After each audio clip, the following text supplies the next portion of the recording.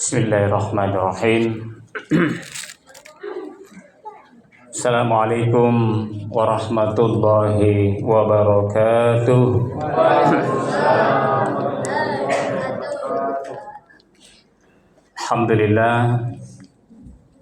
Alhamdulillahirabbil alamin. Wassalatu wassalam ala asyrafil anbiya'i wal mursalin Sayyidina Muhammadin wa ala alihi wa ashabihi ajma'in. Amma ba'd. Qala Allah Ta'ala fi kitabihil karim. A'udzu billahi minasyaitonir rajim. Kuntum khaira ummatin ukhrijat lin-nas ta'muruna bil ma'ruf wa tanhauna 'anil munkar wa tu'minuna billah. Shadaqallahul 'azim. Hadirin Bapak Ibu jamaah tarawih yang sama dirahmati dan dimuliakan Allah Subhanahu wa taala. Alhamdulillah, mari kita senantiasa memuji dan bersyukur kehadiran Allah Subhanahu wa taala atas segala nikmat dan karunia-Nya, terutama nikmat iman, nikmat Islam, dan nikmat dipertemukan dengan bulan yang mulia ini, yakni bulan Ramadan. Salawat dan juga salam mari kita terus menyampaikan pada junjungan kita yang mulia Rasulullah Muhammad sallallahu alaihi wasallam. Nabi kita sebagai uswatun hasanah, sebagai suri teladan kita yang paling baik dalam kehidupan kita, baik dalam kehidupan kita sebagai pribadi, keluarga, bertetangga, bermasyarakat, begitu pula dalam kehidupan berbangsa dan bernegara. Bapak Ibu hadirin jamaah tarawih yang sama dirahmati oleh Allah Subhanahu wa taala.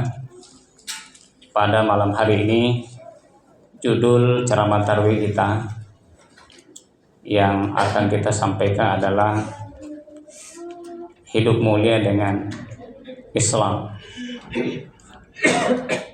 Jadi hidup mulia dengan Islam. Jamaah tarawih yang sama dirahmati oleh Allah Subhanahu wa taala, mengawali pembahasan kita, Allah Subhanahu wa taala berfirman dalam surah Ali Imran yang kita bacakan tadi, tepatnya di ayat 110. A'udzu billahi minasyaitonir rajim. Kuntum khaira ummatin ukhrijat lin-nas ta'muruna bil ma'ruf wa tanhauna 'anil munkar wa tu'minuna billah. Yang artinya kuntum khaira ummatin, kalian, kata Allah Subhanahu wa taala. Yang masuk kalian di sini adalah umat Islam.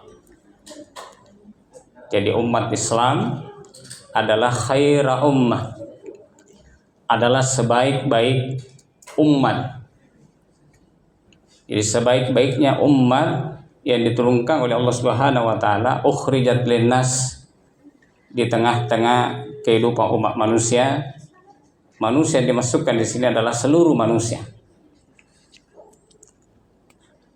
Kenapa? Karena Allah Subhanahu wa taala di dalam ayat lain menyampaikan bahwa wa ma arsalnaka illa kafatan linnas. Tidaklah kami mengutus engkau Muhammad melainkan untuk seluruh umat manusia. Tidak lagi dilihat apa bangsanya, apa warna kulitnya, apa bahasanya, sukunya, dan lain sebagainya.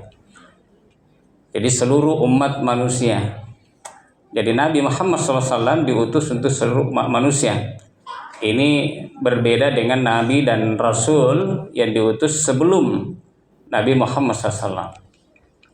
Kalau Nabi dan Rasul sebelum Nabi Muhammad SAW diutus untuk kaum tertentu. Misalnya kaum Nabi, saya Nabi Nuh, itu diutus untuk hanya kaumnya saja, kaum tertentu. Begitu pula dengan saya Nabi Shu'aib, Nabi Saleh, Nabi Musa untuk Bani Israel.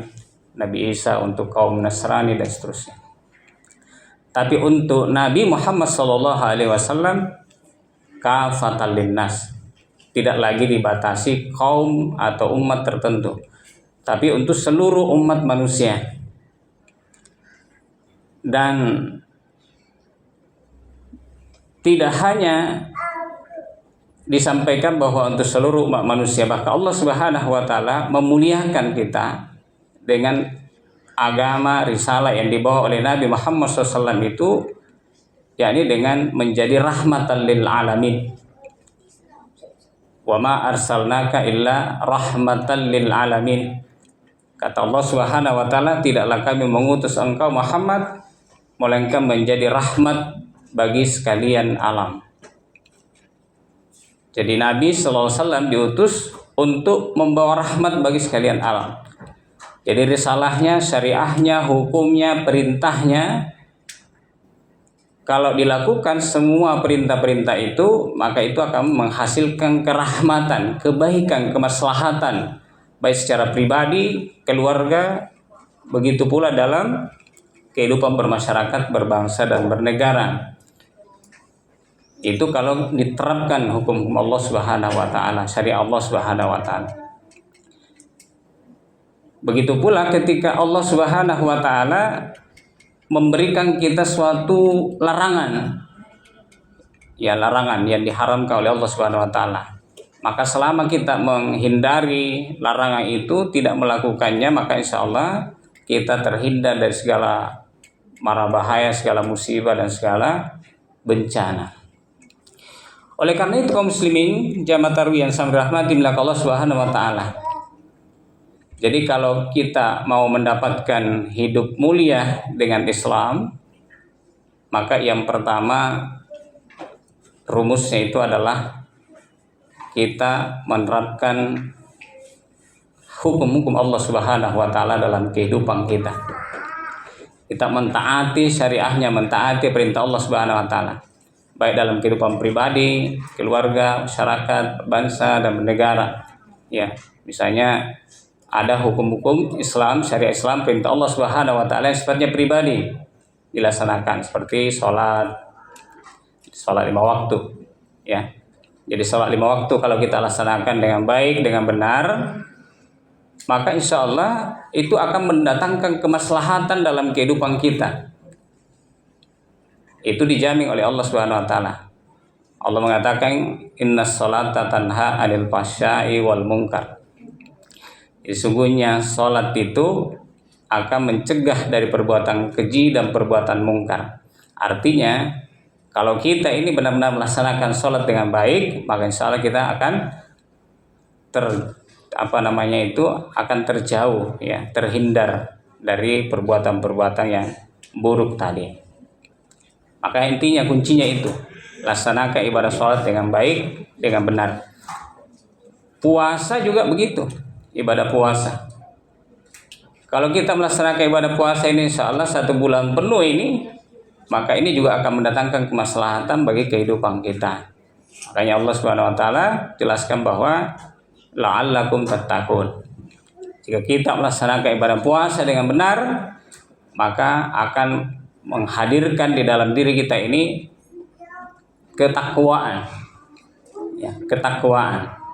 Apa itu ketakwaan? Takwa itu artinya lahir di dalam diri kita ini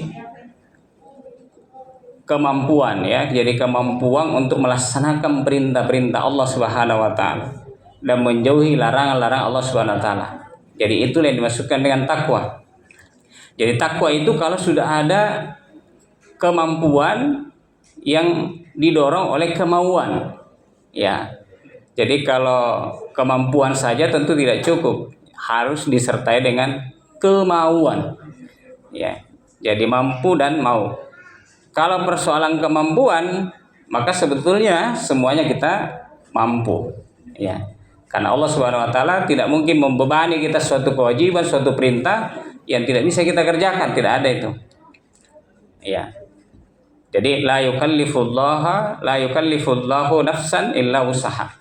Jadi Allah tidak membebani kita dengan suatu perintah, dengan suatu kewajiban kecuali masih dalam batas kemampuan yang kita miliki, ya.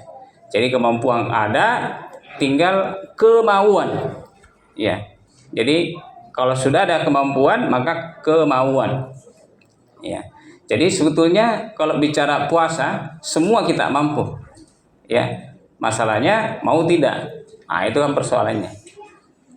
Karena masih banyak saya lihat kalau jalan-jalan di pinggir jalan itu, ya, kadang-kadang singgah di warung yang makan, saya tidak tahu ya, jelas bukan musafir mungkin, ya, bukan musafir, bukan juga sakit, dan dia laki-laki yang kuat, perkasa, ya, makan di warung atau merokok misalnya. Ini biasa juga kita lihat.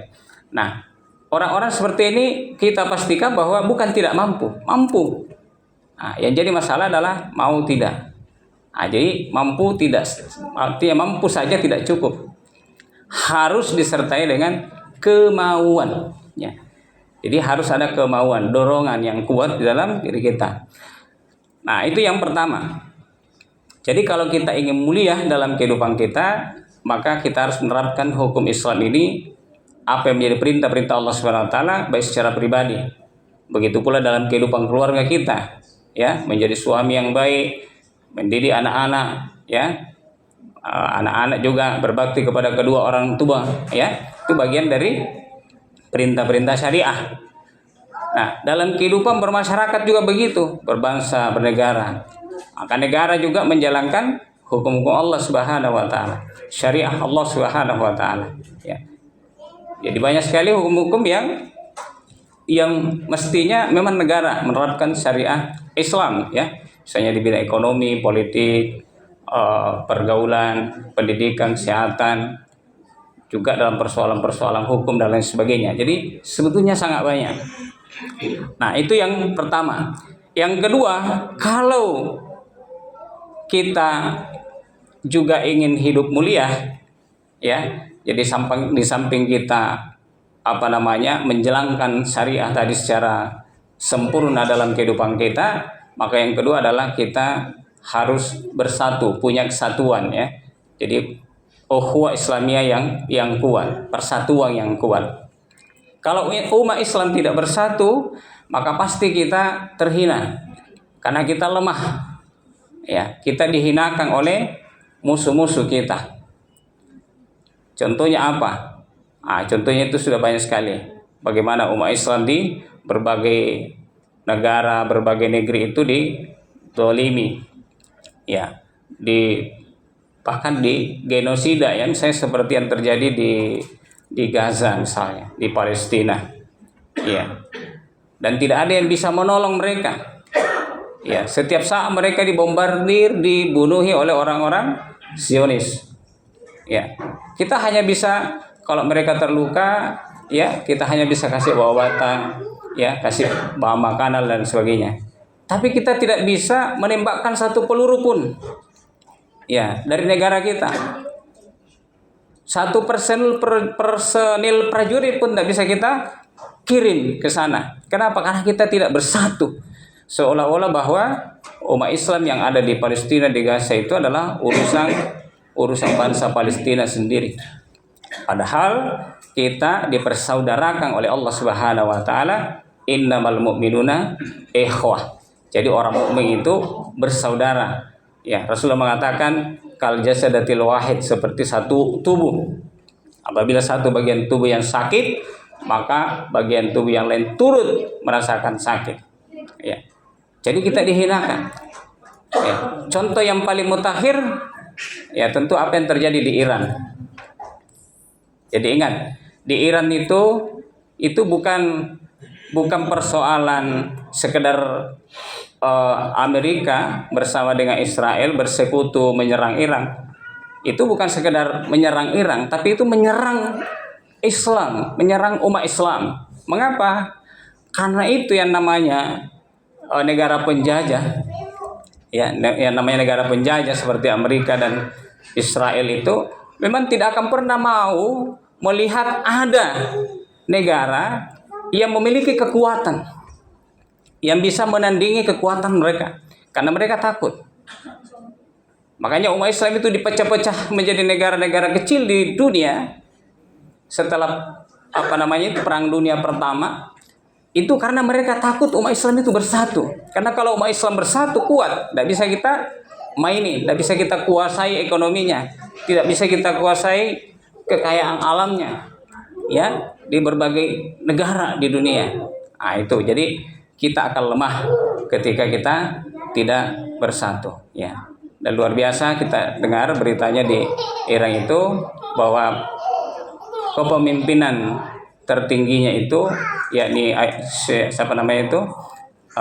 Ayatollah Ali Khamenei dan beberapa petinggi militer seniornya itu ada yang meninggal, ya, termasuk mantan presidennya, siapa lagi namanya itu yang meninggal. Jadi itu Bapak Ibu, ya dirahmati Allah Subhanahu wa taala. Ketika umat Islam tidak bersatu, pasti kita akan dijadikan sebagai ya seperti kayak bulan-bulanan lah oleh para penjajah itu yang pengacau dunia. Jadi Amerika dan Israel itu betul-betul pengacau, ya. Masa pemimpin negaranya orang diculik, ya, seperti negaranya Venezuela, ya, diculik oleh Amerika itu. Itu hanya karena kepentingan ekonomi dan politik negara-negara besar itu.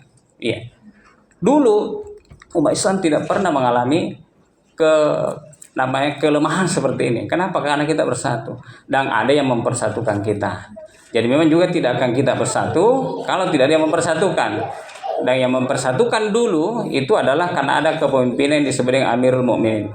Ada yang disebut dengan Al-Khilafah Al-Islamiyah. Jadi waktu itu mulai dari Nabi SAW mempersatukan umat Islam di Madinah yang dilanjutkan oleh khalifah-khalifah setelahnya, yakni Abu Bakar, Umar, Utsman, Ali dan seterusnya. Jadi dalam kurun waktu 1300 tahun, 13 abad lamanya, umat Islam itu dipersatukan dengan kepemimpinan yang kuat, ya. Masa itulah yang disebut dengan masa peradaban Islam. Umat Islam berjaya. Dan di masa itulah Islam tersebar di seluruh penjuru dunia sehingga sampai di negeri kita ini di Indonesia dan juga Sulawesi Selatan Kabupaten Goa. Kaum muslimin jamaah tarawih yang sangat dirahmati Allah Subhanahu wa taala. Itulah dua kunci yang kita sampaikan.